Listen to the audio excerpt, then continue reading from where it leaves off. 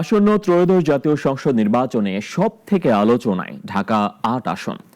কথার লড়াই থেকে ভোটের মাঠে কিংবা নির্বাচনী প্রচারণায় কেউ কাউকে ছাড়তে নারাজ।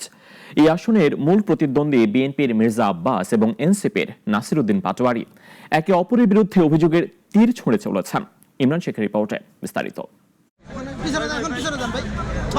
রাজধানী শাহবাগে গণসংযোগ করেন ঢাকা ৮ আসনের জাতীয় নাগরিক পার্টি এনসিপির প্রার্থী নাসিরউদ্দিন পাটোয়ারি। তারেক রহমান খালেদা জিয়াকে দিয়ে সিম্পেথি নিচ্ছেন। এ সময় তিনি অভিযোগ করেন একটি দল ফ্যামিলি কার্ড এবং কৃষক কার্ডের মাধ্যমে সাধারণ জনগণের সঙ্গে প্রতারণা করছে। বিএনপি যে কার্ডটা দেওয়ার চেষ্টা করছে, ফ্যামিলি কার্ড, কৃষক কার্ড, এই কার্ডের মাধ্যমে বলা হয়ে যে তাকে এটিএম কার্ড থেকে এটিএমের মাধ্যমে হলে 10 থেকে 15,000 টাকা তুলতে পারবে। এটা মানুষের সাথে প্রতারণা এবং ধোঁকাবাজি করছে তারা। নির্বাচনী প্রচারকালে ছাত্রদল যুবদল কর্মীদের দ্বারা বাধাগ্রস্ত হওয়ার অভিযোগ তোলেন তিনি। স্কুল কলেজে ভর্তি বাণিজ্য এবং হাসপাতাল পরিবহন সহ সকল সেক্টর থেকে মির্জা আব্বাস চাঁদাবাজি করেন বলেও মন্তব্য করেন পাটোয়ারি। ঢাকা মেডিকেল থেকে টাকা তোলে, কে তোলে? বুথে তুলে। বারডেমের এখান থেকে টাকা তোলে, কে? বুথে তুলে।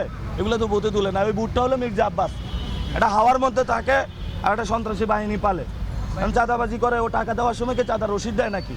এদিকে দুপুরে রাজধানীর শান্তিনগরে ইস্টার্ন প্লাস মার্কেটে জুমার নামাজের পর গণসংযোগ করেন ঢাকা ৮ আসনের বিএনপির প্রার্থী মির্জা আব্বাস।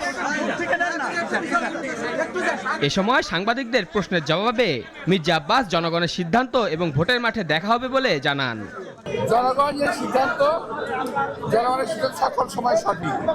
জনগণের সিদ্ধান্তকে আমি শ্রদ্ধা করি এবং আশা করি জনগণ তাদের সিদ্ধান্ত সঠিকভাবে প্রয়োগ করবে। নির্বাচনী এলাকায় গণসংযোগ, লিফলেট বিতরণের মাধ্যমে জমজমাট হয়ে উঠেছে প্রচারণা। মেহেদী হাসান মুন্না, নাগরিক।